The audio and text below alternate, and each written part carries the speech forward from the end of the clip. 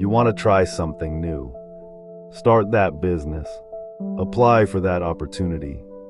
Post your ideas. Change your life.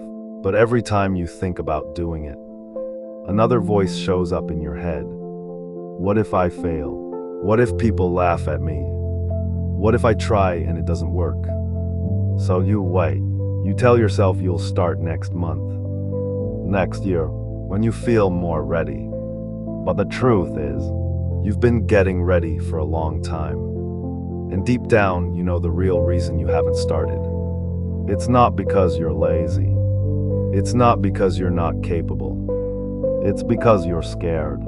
Scared of failing in front of people. Scared of proving your doubts right. Scared that maybe you're not as good as you hoped. So instead of risking failure, you stay where it feels safe. But here's the problem. Safe doesn't always mean happy. You wake up and go through the same routine. You scroll through your phone. You see people building things, trying things, failing and trying again. And a small voice inside you whispers, "That could have been me." Not because they're smarter, not because they're luckier, but because they were willing to look stupid for a while. Failure feels scary because we think it defines us. If the project fails, if the business fails, if the idea fails, we think it means we failed. But failure isn't a final answer.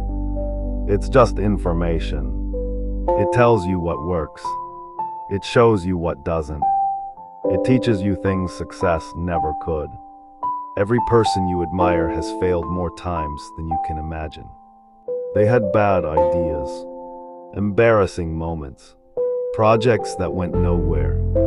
But they kept moving, not because they loved failing, but because they refused to let fear run their life. And here's something nobody talks about.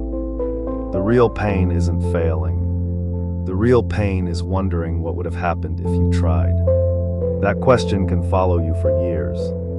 What if I had just started? So if you're scared of failing, that's normal. Everyone is. But courage doesn't mean you're not afraid. It means you move anyway. You take the small step, then another one, then another, and slowly the thing that once felt impossible becomes part of your story. Not because you avoided failure, but because you stopped letting it control you. One day you'll look back and realize something powerful. Failure was never the enemy. Fear was.